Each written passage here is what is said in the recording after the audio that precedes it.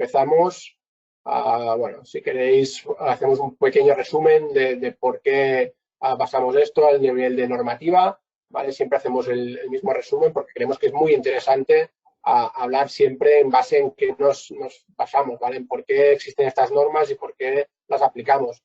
Todo viene, ¿por qué? Porque tenemos una directiva de máquinas, la 2642-CE, que es la base donde nos tenemos que fijar siempre que diseñamos una máquina, y a partir de esa normativa, a esa directiva, pues tenemos diferentes normas aplicables. ¿Vale? Esas normas no son de obligado cumplimiento, pero nos van a ayudar, ¿vale?, a cumplir con los requisitos de esta directiva, que es de obligado cumplimiento. Por lo tanto, hoy lo que vamos a hacer es hablar, pues, de la 13855, vamos a hablar de ubicación de dispositivos de seguridad, vamos a hablar de distancias de seguridad, ¿vale?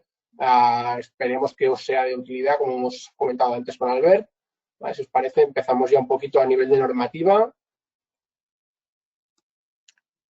Vamos a ver un poco las fórmulas que tenemos que aplicar. ¿Vale, Albert, tú mismo? Sí, al final, bueno, lo que decíamos, ¿no? Lo que avanzaba David ya, tenemos normas de tipo A, B y C.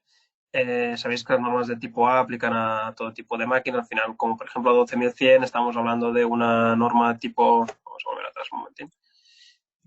A nivel de, aquí estamos, de evaluaciones de riesgos. Luego tenemos normas de tipo B, que ya sí que aplican en máquinas en concreto, de aspectos generales de la seguridad, como podría ser los sistemas de mando relativos a la seguridad, o por ejemplo la que vamos a tratar hoy, que es la 13855, ¿no?, de distancias de seguridad de equipos optoelectrónicos, ¿vale? Entonces, y también, por ejemplo, también trata esta norma de distancias de seguridad para bimanuales, ¿vale? Que lo sepáis. Pero hoy vamos a hablar relativa a las barreras y sistemas optoelectrónicos.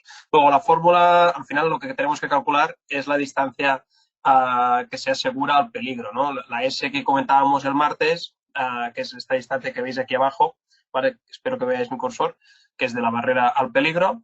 Luego tiene diferentes factores a calcular, ¿vale? El primero de todos es la velocidad de aproximación al peligro, que es la K, la constante K, ¿vale? Esta constante variará en función de la distancia, ¿no? Si esta distancia, la S, será superior a 500 milímetros, la velocidad que ponemos sería lo vamos a ver a continuación, de 2000 milímetros segundo. Luego, si es menor, será de 1600 milímetros segundo, ¿vale? Esta es la velocidad de aproximación, el cuerpo cuando se aproxima, o el brazo, o directamente el dedo o la mano, ¿no?, que se aproximaría al peligro. Entonces, variando pues lo que comentamos, la velocidad de aproximación varía, ¿vale? Luego tenemos los tiempos de reacción, ¿vale? Los tiempos que nos harán parar la máquina. Aquí los T1, T2, básicamente es tiempo de parada de máquina, ¿vale?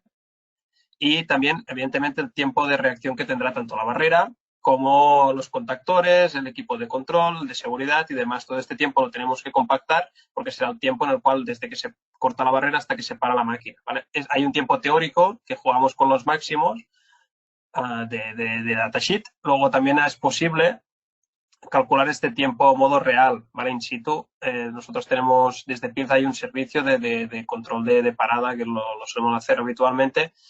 Y así estimamos el tiempo, hacemos diferentes estudios, diferentes análisis con la barrera y la máquina y los movimientos peligrosos, evidentemente, de la máquina, y así conseguimos saber el tiempo de parada real de la máquina, no el tiempo máximo, sino el real, ¿vale?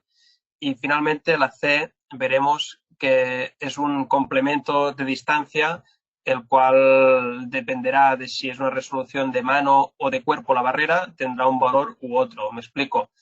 Al final el valor C es el parámetro de distancia en que un operario puede llegar al peligro sin interceptar la barrera, ¿no? Si es una resolución cuerpo, podría entrar todo el brazo dentro de la máquina. Luego estamos hablando de una distancia superior, una distancia de 850 milímetros que deberíamos sumar a lo que nos dé esta parte, ¿no? Y, por ejemplo, si estamos hablando de mano, tiene otro valor que ahora veremos a continuación, ¿vale? Aquí lo vemos, esta es la tabla resumen, muy interesante, en el cual veríamos a la izquierda la resolución que tenemos de la barrera. Sabéis que en las barreras, normalmente, y haciéndolo a nivel general, hay barreras de resolución mano, cuerpo y dedo, ¿vale? La resolución cuerpo los veremos más a continuación aquí abajo. Luego arriba tenemos las de resolución mano, suelen ser 30 milímetros, ¿vale? Estaríamos dentro de este apartado de aquí para calcular la fórmula. Y resolución dedo, estamos hablando de una resolución normalmente de 14 milímetros, ¿vale? Como veis aquí, la resolución dedo, al ser 14 milímetros, el apartado C que comentábamos de este complemento de sumar a la distancia asegurada desaparecería, ¿vale? Y solo tendríamos en cuenta la velocidad de aproximación y el tiempo de parada, ¿vale? Si el resultado de esta fórmula nos da superior a 500 milímetros, lo calcularíamos con una velocidad de aproximación de 1600 milímetros segundo, ¿vale? Estos serían los casos más típicos, ¿no? Pues de cálculo de distancia de seguridad. Luego, si tenemos... ¿Quieres comentar algo, David? Muy importante puntualizar las notas que vemos aquí en esta tabla, ¿vale? Si el Eso es. cálculo, por ejemplo, si nosotros utilizamos una barrera de dedos, ¿vale? Nos puede ser que, pues, por tiempo de parada de máquina, que la máquina sea una máquina muy rápida parando, porque tengamos algún drive o algún servomotor que tenga una rampa de parada muy rápida con freno, ¿vale? Y la S, mediante este cálculo, nos puede dar inferior a 100 milímetros, ¿vale? Si esto ocurre y la S nos da inferior a 100 milímetros, como mínimo deberemos aplicar 100 milímetros, ¿vale? La norma no nos permite poner una barrera más cerca de un peligro que 100 milímetros, ¿vale? Por lo tanto, la distancia, la S, el valor mínimo de la S siempre será 100 milímetros. Aunque la fórmula nos dé un valor inferior, ¿vale? Por normativa no la podemos acercar más de 100 milímetros al peligro, ¿vale? Es muy importante tener en cuenta esto, sobre todo para pequeñas máquinas manuales que con tiempos de parada muy rápidos, que hay veces que se nos da, pues, por experiencia en consultoría, es que la barrera está prácticamente pegada al peligro, ¿vale? Pues le tienes que explicar al cliente o al usuario final que según la norma 13855, como mínimo tienen que ser estos 10 centímetros de separación con el peligro, ¿vale? Tenerlo muy en cuenta si sois diseñadores de máquinas a aplicar estos casos. Eso es. Gracias, David. Luego, finalmente, tendríamos la resolución cuerpo, que ahí sabéis que en las barreras de resolución cuerpo suelen haber de 3 a 4 haces, ¿vale? Son barreras de paso, son barreras, a lo mejor las ponemos dentro de la máquina para seccionar la máquina en zonas, ¿no? Y dependiendo del peligro, si puede llegar con el brazo o me costaría llegar al peligro por distancia, pondríamos una barrera de cuerpo, ¿no? Por ejemplo, o una barrera perimetral, también clásica de cuerpo, ¿no? Aquí vemos, es muy interesante, la fórmula pasa bueno, esta es la fórmula de velocidad de aproximación y luego tenemos estos 850 milímetros, que es lo que comentábamos del brazo, ¿no? Nos tenemos que asegurar que con el brazo no podemos llegar al peligro, ¿vale?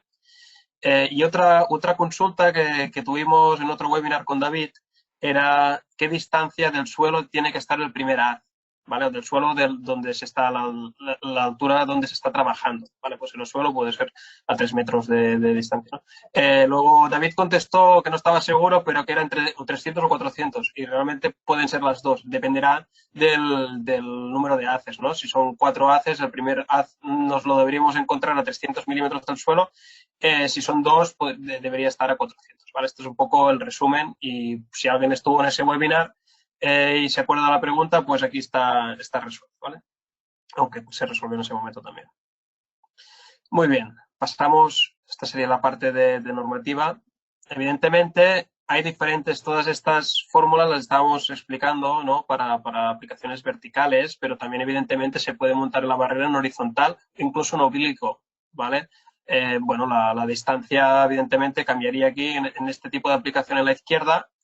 Claro, nos podemos poner la barrera en horizontal y además tenemos un control de si el operario está en esta zona, por tanto podemos evitar el realmente intempestivo, ¿vale?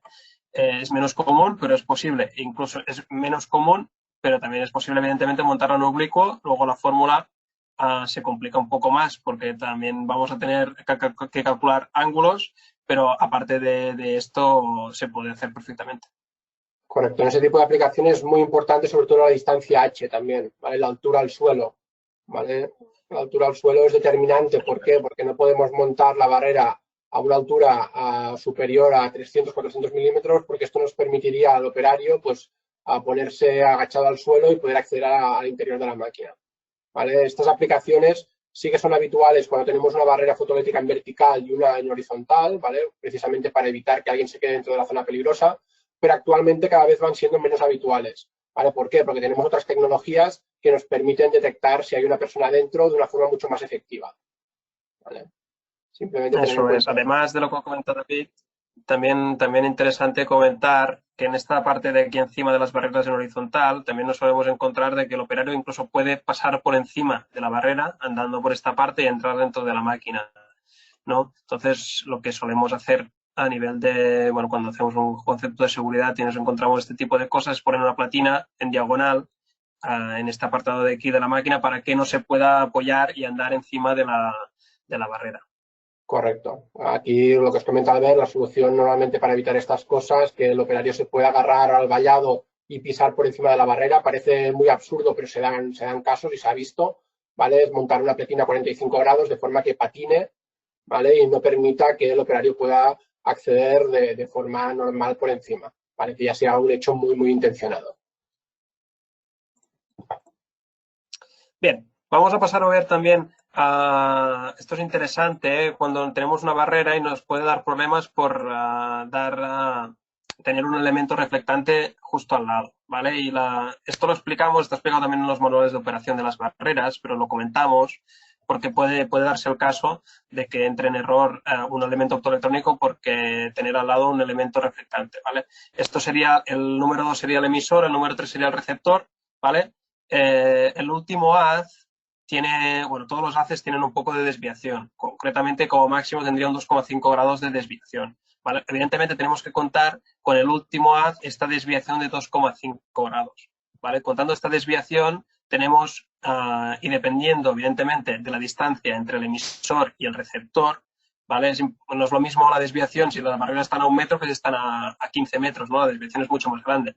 Luego, teniendo en cuenta estos parámetros, tanto la desviación como la distancia, podemos saber a qué distancia de la barrera al elemento reflectante podría estar. ¿Vale? Por norma general, cuando son menos de 3 metros entre emisor y receptor, tenemos una distancia mínima de 15 milímetros, de 15 centímetros. ¿Vale? Esto, bueno, dependiendo es algo que nos podemos encontrar en el soporte técnico de nuestra experiencia y nos gusta comentarlo. ¿Vale? Bien, como más distancia de emisor al receptor, vemos aquí que la curva, bueno, la línea va subiendo, ¿no? Distancia de trabajo hasta llegar a 35 centímetros. ¿Vale? Bien, nos pasaría algo similar cuando las barreras, tenemos diferentes barreras instaladas en una misma situación, en una misma posición, donde los elementos se pueden llegar a confundir. Me explico, ¿no? Un emisor y un receptor. Como veis aquí a la derecha, tendríamos un emisor y un receptor y un emisor y un receptor. No podría ser que este receptor de aquí viera la señal que le viene de este emisor, ¿vale? Entonces, ¿qué pasa aquí, no? ¿Qué problemas tenemos? ¿Qué soluciones tenemos? La primera de todas y la más inmediata es conseguir tener un elemento entre medias que consiga parar esa señal, ¿no? Un elemento reflectante a lo mejor, en el cual pues evitaríamos que este emisor molestara a este receptor. ¿Vale? Esta sería la primera. La segunda, también muy utilizada, es ponerlos encarados, ¿vale? O sea, en perpendicular en este caso, el emisor activaría este receptor por este lado derecho y el emisor activaría el otro receptor por el lado izquierdo. ¿Vale? De esta manera, seguro que no se molestarán. ¿Vale? Finalmente, la opción que nosotros destacamos y es la que utilizamos en nuestras barreras PSNOP 2, que ahora os presentaré, es la de abajo, ¿vale? Que a primera vista podría parecer que este emisor molestara a este receptor o interceptara o hiciera un mal comportamiento para este receptor. Las barreras se pueden codificar, ¿vale? Diferentes tipos de codificación, A, B y sin codificar.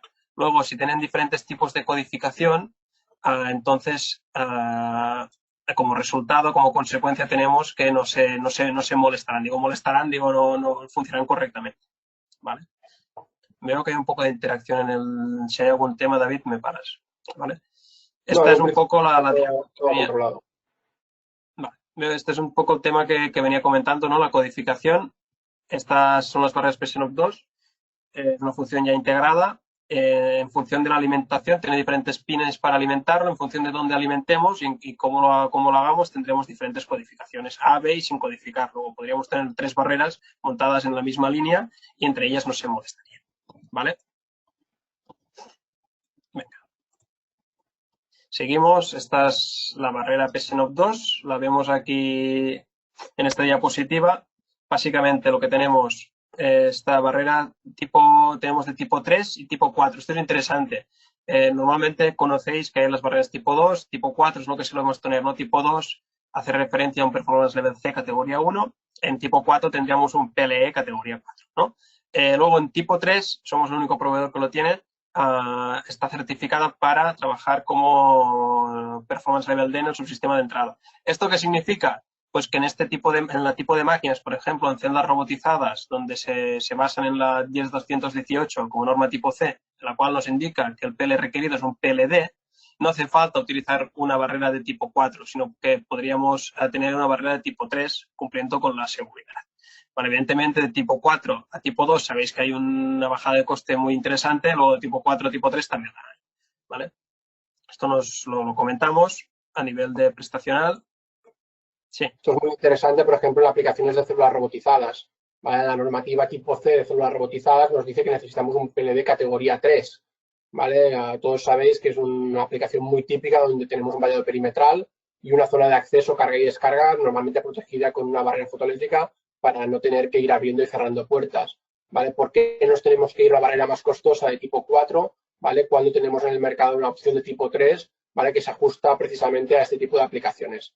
¿Vale? Esto es uno de los motivos de por qué PILD ha lanzado esta barrera, ¿vale? Es una barrera específica solo para tipo 3, ¿vale? PLD, y tenemos muchísimas aplicaciones en el mercado que son PLD. Al final las aplicaciones en PLE se reducen a máquinas bastante peligrosas o altamente peligrosas, ¿vale? Por lo tanto, por ese mismo motivo PILD ha lanzado este tipo de gama de productos. Muy bien. Sí, exacto. Luego tenemos, interesante comentar también, tenemos evidentemente desde resolución, vemos aquí de 14 milímetros de dedo, de mano y luego de cuerpo, ¿no? Dependiendo de la distancia entre emisor y receptor, tendríamos una resolución de 170 o de 300 milímetros, ¿vale? Básicamente los alcances los veis aquí. Lo que queremos comentar es que esta barrera que la tenéis no tiene zonas muertas, ¿vale? Tiene haces de punta a punta, con lo cual, tal cual la montamos, en máquina no tiene estas zonas muertas que podría tener otro tipo de barrera, ¿vale? Y a nivel ya prestacional mecánico, los conectores son los mismos, entonces nos evitamos tener un conector de métrica 12 8 polos, uno de 4, uno de 5, las métricas son las mismas, ¿vale? Y aquí están los tiempos de respuesta y demás. Estos son los elementos eléctricos que tienen las barreras, ¿vale? Las PSNOP 2. Voy a pasar, esto es interesante, comentar sobre todo el primero, está validada para trabajar con vibraciones 50G, ¿vale? Lo cual nos hace una barrera muy robusta, ¿vale? Para trabajar. Luego también está certificada y está validada para trabajar en ambientes pues sucios, con polvo y demás. No solo lo hace un organismo notificado, como podría ser PIUF, las validaciones que vemos de trabajo, sino que también las hacemos nosotros como PIUF en Stuttgart, ¿vale? Comentar esto. Luego, a nivel eléctrico, siempre interesante poner un esquema eléctrico, ¿no? Básicamente tiene la alimentación, la barrera y tiene las dos salidas OSSD del receptor que atacan al relé, ¿vale? Lo veis aquí, las dos salidas OSSD que van al relé. Luego, en el relé podemos decidir si hacemos un rearme automático o un rearme manual, ¿vale? Directamente es muy sencillo de cablear. Y vemos aquí que dependiendo de la asignación de los pines, dependiendo de la alimentación que pongamos en los pines, tendremos una codificación u otra, ¿vale? Vale, Alberto, un segundo. Vemos que hay un participante que es Carla Vilanova que tiene la mano levantada. No sé si tiene una duda. Carla, te abro el micro por si quieres comentar algo. Sí, hola, buenos días. Vale, creo que no, que habrá sido pues, toqueteando algo. Nada, seguimos, Alberto. Lo habremos aclarado. Venga, vamos Perfecto. a seguir. Bien. Luego, más aplicaciones. Tenemos aplicaciones, como comentábamos, ¿no? Aplicaciones para zonas perimetrales. Estas aplicaciones suelen tener, no siempre, una resolución cuerpo y entran en juego otros accesorios, ¿no? Como pueden ser las columnas protectoras que ponemos para, pues, por ejemplo, que una transpaleta con las uñas no golpee directamente a la columna, o, por ejemplo, son los espejos, ¿vale? Los espejos que tenemos que nos van a rebotar la señal para poder que el emisor, en este caso, y el receptor trabajen correctamente. Es interesante conocer que estos espejos solo reducen el alcance máximo de la barrera un 10%, ¿vale? Normalmente estamos acostumbrados a escuchar que cuando pones un espejo hay que reducir ese alcance un 15%, ¿vale? En este caso estamos hablando que es un 10, ¿vale? Un 10 por cada barrera, por cada espejo que pongamos. Vale, bueno, que lo conozcáis. Normalmente, pues, si cuando tenemos una resolución cuerpo podríamos llegar a 50 metros con este tipo de barrera, pues tendríamos que reducir un 10 por cada espejo que pongamos, ¿vale? Más que suficiente para las aplicaciones que nos encontramos. Bien. Luego pasaríamos a otro tipo de barrera, otra gama de barrera, que son las advanced, ¿vale? En este tipo de barreras se puede hacer directamente en la barrera las funciones de muting y blanking. E incluso se pueden conectar en cascada, ¿vale? Otra aplicación muy interesante, ¿vale? Más o menos en este caso sí que tenemos de tipo 2 y tipo 4 y las alturas son las que veis a continuación, ¿no? Podríamos llegar hasta 20 metros. Bien, también es interesante saber, ¿no?, que tiene ausencia de zonas muertas. Vamos a ver un poco, me gustaría explicar, vamos bien de tiempo, sí, a las funciones de muting, blanking y las conexiones en cascada. Vamos a ver. Bien, antes de ver lo que es el muting y el blanking, os explicamos que las barreras estas, mediante este programador que vemos aquí, ¿vale? Podemos configurar, es un software gratuito en el cual podemos configurar blankings y podemos configurar mutings, ¿vale? Es muy sencillo y en base al haz que queramos trabajar podemos configurar en qué zona queremos el blanking, por ejemplo, ¿no? O un blanking flotante, aquí queremos un blanking fijo y luego arriba abajo un blanking flotante. Ahora vemos un poco lo que es, ¿vale? Básicamente nos conectamos vía la IP y podemos programarla. Bien, vamos a ver. Tenemos mutings. ¿Qué son los mutings? Los mutings son esa función de seguridad que nos permite inhibir la barrera para saber, por ejemplo, podríamos inhibir sabiendo que entra un palet, pero podríamos detectar si entra una persona, ¿no? Esto lo hacemos por una secuencia que veremos aquí a continuación. Esta es la secuencia, ¿no?, que nos permite inhibir la barrera y que, por tanto, en una zona con unos resguardos fijos tengamos una cinta transportadora y que pueda entrar un palet, pero que no pueda entrar un operario, ¿vale? Pues sí que podría entrar, pero pararíamos en la máquina, pararíamos los movimientos peligrosos. Luego aquí tendríamos la secuencia. Nos preguntan si estos sensores deben ser de seguridad o no, los sensores que inician la función de muting. Vale. No, no es necesario, no es necesario. Lo que debe ser seguro es la secuencia, ¿no?, cómo los pondremos y la secuencia en la cual vamos a configurar el muting, ¿no? Claro, si ponemos la secuencia que entra una fotocélula y otra tiene un tiempo muy alto, pues se podría ser fácilmente neutralizable por un operario, ¿no? Entonces hay que cuadrar bien los tiempos en los cuales vamos a programar este muting. Perfecto. Gracias, David. Luego, por ejemplo, aquí tenemos un muting en T. Tendríamos un muting, hay diferentes tipos de mutings en L, en T. Aquí vemos que es un muting en T, ¿no?, en este caso de aquí. Entonces, cuando el palet entra, tendría que cortar a la vez o con un tiempo muy corto tanto un haz como el otro haz, ¿vale? Si es así, entonces inhibimos la barrera y pasaríamos a este estado de aquí, en la cual, evidentemente, es muy importante informar de que la barrera está inhibida, ¿vale? Esto es muy importante y lo hacemos mediante una lámpara. ¿Vale? Una lámpara de muting. Esta lámpara de muting estará activa siempre y cuando la barrera esté inhabilitada. Una vez estabilizada, dejará de parpadear o de estar fija, y entonces la barrera volverá a estar activa, ¿vale? Esto sería un poco un muting en T. Luego tenemos en L, que los pondríamos, por ejemplo, los dos sensores están puestos aquí, entonces hacemos una secuencia de entrada del palet o de la caja o la botella dentro de la máquina, ¿vale? Correcto, como podéis ver ya tenemos sets ya predefinidos donde no tenéis que coger sensores externos, sino que ya tenemos sets donde ya te viene una barra todo preparado para hacer estos mutings en L, si es unidireccional, si solo entramos a la zona peligrosa o salimos en este caso, o un muting en T, ¿vale?, que lo que haría es permitir que el muting sea bidireccional, que podamos entrar y salir de la zona peligrosa en ambas direcciones, ¿vale? Podemos invertir el sentido de giro de la cinta transportadora de los rodillos para hacer que el palet entre o salga, ¿vale? En este caso sería el muting en T. Eso es. Entonces, otro tema que queríamos comentar es cómo ponemos, a qué distancia ponemos la barrera, ¿no? Esto es muy importante. No distancia, sino en qué zona la ponemos y qué distancia, por ejemplo, de la barrera a los rodillos o la cinta transportadora. Porque, claro, mientras la barrera está inhibida, si aquí hay un espacio suficiente para que entre un operario, se podría colar, ¿no? Con lo cual tenemos que asegurarnos de que hay un espacio pequeño donde no se cuela un operario, pero también nos debemos asegurar que hay un espacio suficientemente grande por si yo pongo la mano cuando pasa al palet, no me cizalle con la barrera, ¿vale?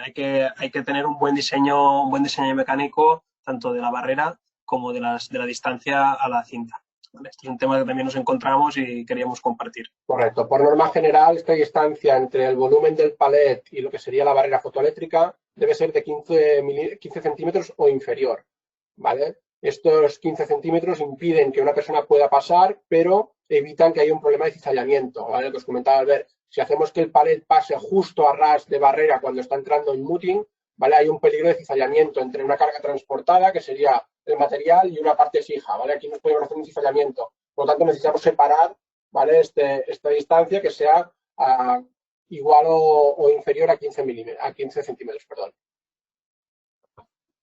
Muy bien. Luego, finalmente, hablamos del blanking, tanto del fijo como del flotante. Conocéis el blanking, al final es en una zona en la cual el emisor, el haz del emisor nunca va a llegar al haz del receptor, pero necesitamos poner una barrera, como es en este caso de aquí, debemos utilizar la función de blanking, ¿vale? Es muy interesante porque si en algún momento este haz de aquí, que ya hemos programado la barrera, que nunca va a ver el receptor, lo ve, entonces, es decir, que quitaríamos, por ejemplo, la cinta, entonces se verían, la barrera entraría en modo seguro, ¿no? Las salidas OSSD caerían. ¿Vale? Esto es interesante de conocer. Luego, por ejemplo, si hay unos haces que seguro que no se van a ver, pero hay alguno que a lo mejor por movimiento de la cinta sí que se podría ver y no, ponemos el blanking flotante, ¿no? Que es lo que decimos, que ciega un número exacto, desconecta un número determinado de haces o zonas, ¿vale? Este se puede programar vía el software o también se puede programar directamente haciéndole un teach-in, ¿no? Si se montan, hay una serie de pines al cual hacemos un teach-in, entonces ya sabe él qué haces nunca va a ver, ¿vale? Entonces son las dos maneras de programar, lo solemos hacer de las dos formas. Correcto, es una aplicación, como os comentaba Albert, cuando tenemos algún tipo de elemento estructural de máquina que no podemos evitar, no podemos eliminar, ¿vale? El tema del blanking nos ayuda mucho a poder hacer un montaje mecánicamente posible mediante una sola barrera. A la otra opción, si no tuviéramos esta función de blanking, ¿qué tendríamos que hacer? Pues coger dos barreras más pequeñas, ¿vale? Meter una barrera por la parte superior del transportador y otra por debajo, ¿vale? Pero claro, aquí nos daría la flexibilidad de ajuste que tenemos con una barrera con blanking integrado.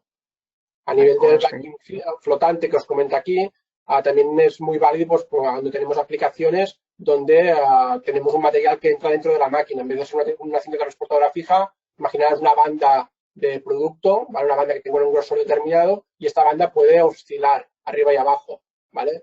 Podemos hacer un blanking flotante de 2, 3, 4 haces, más menos 1, ¿vale? Y la barrera nos permitirá que este elemento se vaya moviendo en la zona de supervisión. Si este grosor aumenta o varía de golpe, la barrera lo va a detectar y va a desconectar. Muy bien. Acabaremos con el concepto de cascading, ¿vale?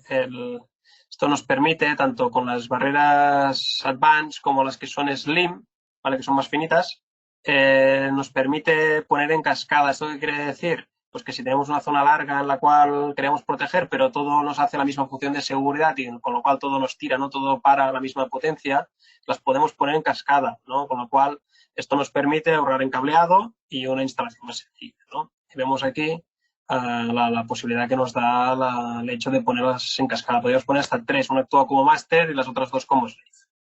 ¿Vale? Mediante unos pigtails que tenemos aquí, se van conectando tanto una como otra. ¿Vale?